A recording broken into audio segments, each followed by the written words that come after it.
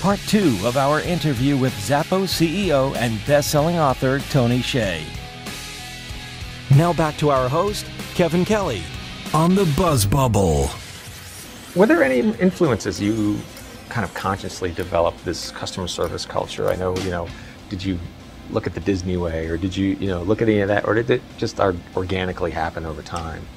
It was pretty organic, and it was really just driven by our employees. Just, none of us had any call center management background or anything. Right. We just realized we needed to start answering phone calls, and so I think it was really just our employees letting us know what they felt was the right thing to do, and just trusting them. And a lot of that is just from, when you're on the other side of the phone and knowing what frustrates you.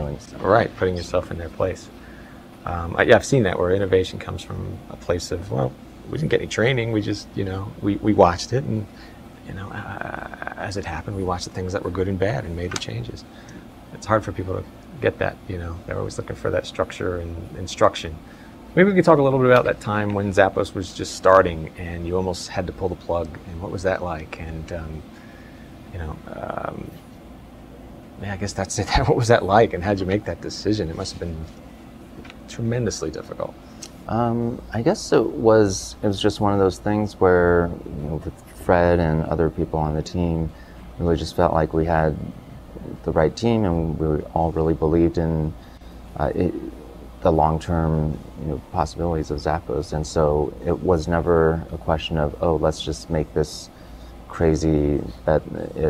We really believed that Zappos could become something, and our sales continue to go up. So right. It was just I guess working hard to make sure the company, doing everything possible so that the company wouldn't go out of business. Now, what were the big challenges? I know that, like you said, the sales numbers were optimistic and things were growing in that. What were the biggest challenges? Was it just having to fund how it needed to grow? Yeah, just kind of getting past that point where, so that we could get to profitability, and that included, there are a number of different things that we talked about in the book, like making sure that we could sign up brands fast enough, which would then grow sales, or getting a line of credit from Wells Fargo and so on. What was the age of the company about then? I think we got that in maybe 4 years into the company, 3 or 4 years. So. But at the same time, our sales never went down. They kept going up, and so it was more just kind of this. It's almost like being in a boat that is going somewhere, but there's a hole in it, and we're bailing out the water as quickly as possible. And just knowing that if we all work really hard and do that, then it should hopefully stay afloat. Yeah. On the flip side, do you remember the challenges of overcoming the obstacles, but what were those milestone moments, and maybe even with Link Exchange, when you said, wow, this could be really big? Do you remember any of those kind of aha moments when you were like, geez, this is going to be something gigantic? I think it's just an ongoing thing. The sales kept going up, and so it really seemed like this is something that people really would do. They really would buy shoes online without trying them on beforehand. And then we already had some data that showed that people were doing that already with paper mail order catalogs before Zappos started. Sure. And so it actually wasn't a $2 billion business. Yeah, and you just at the needed time, a nice and all we did was just translate the paper to the web, basically. Right. And so it wasn't that big a leap of faith. And whereas I think a lot of products or companies that don't end up succeeding, or people want to change the way consumers behave, and that without really testing it first, or trying it out, and then just making a big bet in versus smaller bets where you can kind of adjust along the way. Can you talk a little bit about this second half of the HR hiring process? You do your due diligence and you make sure they're qualified, and then there's this kind of, what I equate, because I'm very much into the Disney culture too, they they have their casting where they make sure, and it sounds like you have a very, I don't want to call it a similar process, but you have that more creative cultural interview. We do 2 sets of interviews. So the first set is done by the hiring manager and his or her team, and that's more the standard stuff, like looking for fit within the team, relevant experience, technical ability, and so on. But then our HR department does a separate set of interviews purely for culture fit, and they have to pass both in order to be hired. So we've passed on a lot of smart, talented people that we know can make an immediate impact on our top or bottom line, but if they're not good for our culture, we won't hire them for that reason alone. And the reverse is true too. Even if someone is doing their specific job function perfectly fine, even if they're a superstar in that job function, if they're bad for our culture, we'll fire them for that reason alone. Yeah, I mean, and culture is it's like an ecosystem. You know, one little cancer can make the whole thing erode away very quickly. And that happened at my previous company, Think Exchange, where not everyone we hired was good for the culture. And by the time we got to 100 people, I myself dreaded getting out of bed to go to my own company. And so, something wrong with that. Yeah, and so with Zappos, wanted to make sure we didn't make that same mistake again.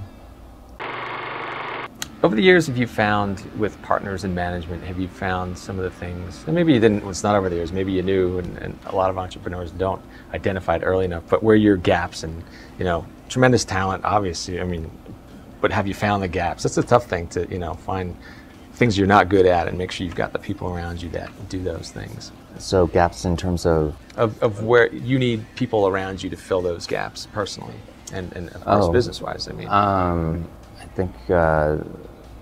getting up in the morning. No, there's... you hire someone to wake up in the morning for you. No, there's lots... I mean, there's so many people that are good at so many different things that I don't have the expertise in, and so definitely whether it's on the technology side, warehousing side, HR side, and pretty much, I guess I don't think I'm necessarily great at any one thing, and for me, I guess if you want to go back to the MacGyver analogy, it's I think of myself as more being able to creatively try to put together the business equivalent of duct tape and right. you know, a match we can make this happen, and whatever, right? But I'm not going to be. But there are people out there that are the equivalent of the best matchmakers in the world, right. or match. I don't know. I'm losing the analogy a little, but you kind of get. Oh, absolutely. Right? Yeah. So I'm not the best duct tape maker, but I can put duct tape with a match, so and make a sailboat. That's right. Very MacGyver-esque. When it came down to moving Zappos to Las Vegas, do you know what was the final pivotal? I know you had 5 or 6 on a list. Yeah, we looked at, well, the reason we moved out of the Bay Area is because no one in San Francisco wanted to do customer service as a career.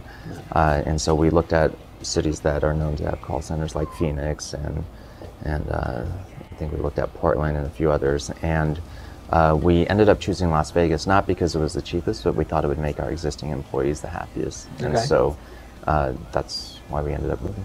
Yeah, I remember from the book that you got almost a 75% move over from San Francisco to Vegas. That's amazing. Yeah, we had about 90 employees at the time. About 70 ended up moving over. Ah, amazing. That's it for part 2 of our interview with Tony Hsieh. Tune in next week for part 3. Do you have any opinions of social networking, social media, you know, its influence? All of the above. Okay. So I personally hate that phrase, social media.